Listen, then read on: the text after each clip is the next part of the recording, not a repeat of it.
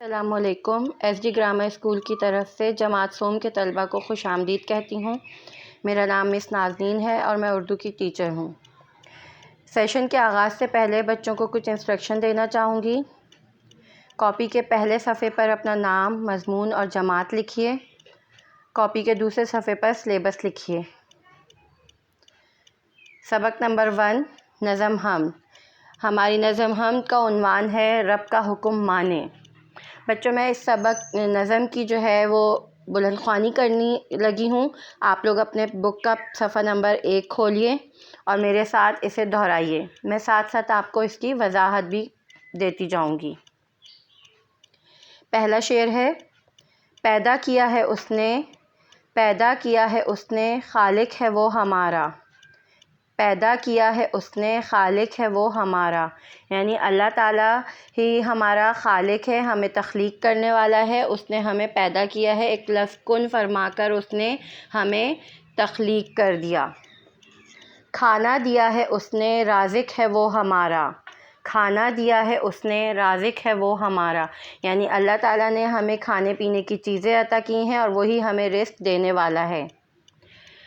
پھل پھول بیل بوٹے، پھل پھول بیل بوٹے اس کی زمیں سے پھوٹے، یعنی زمین پر جتنے بھی پھل پھول اور بیل بوٹے وغیرہ درخت اور جتنی بھی نعمتیں ہمیں ملتی ہیں زمین میں سے، وہ سب اللہ تعالیٰ کی زمین میں اگتی ہیں اور اللہ تعالیٰ کے حکم سے اگتی ہیں۔ ہم نے مزے خوشی سے ان نعمتوں کے لوٹے، ہم نے مزے خوشی سے ان نعمتوں کے لوٹے، یعنی ہم اللہ تعالیٰ کی وہ مخلوق ہے جسے اللہ تعالیٰ نے اپنے مہربانی سے بہت ساری نعمتوں سے نوازا ہے، اور ان نعمتوں کو ہم بہت مزے سے خوشی خوشی استعمال کرتے ہیں، کھاتے پیتے ہیں، اس سے لطف اندوز ہوتے ہیں۔ اس نے جہاں بنایا، اس نے جہاں بنایا، مالک ہے وہ جہاں کا۔ جہاں کہتے ہیں دنیا کو، یعنی اللہ تعالیٰ نے یہ دنیا بنائی ہے اور اللہ تعالیٰ ہی اس دنیا کا مالک ہے۔ مالک ہے اس زمیں کا، مالک ہے آسماں کا۔ مالک ہے اس زمیں کا، مالک ہے آسماں کا، یعنی یہ زمین جس پہ ہم رہتے ہیں، اس زمین کا مالک بھی اللہ تعالیٰ ہے، اور وہ آسمان وہ آسمان جو پر ہمارے سر پر چھت کی طرح کھڑا ہے، اس آسمان کا مالک بھی اللہ تعالیٰ ہے۔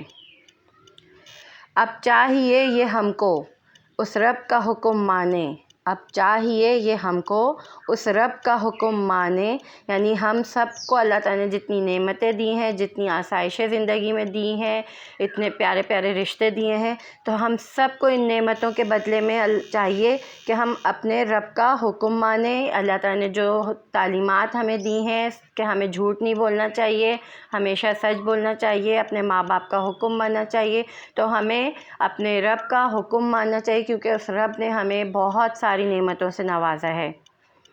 اس کے سوا کسی کو، اس کے سوا کسی کو حاکم نہ اپنا جانے، یعنی ہمیں اللہ تعالیٰ کے سوا کسی کو اپنا رب نہیں ماننا چاہیے، کسی کا حکم نہیں ماننا چاہیے، کیونکہ وہی ہمارا حاکم ہے اور وہی ہمارا پالنے والا ہے۔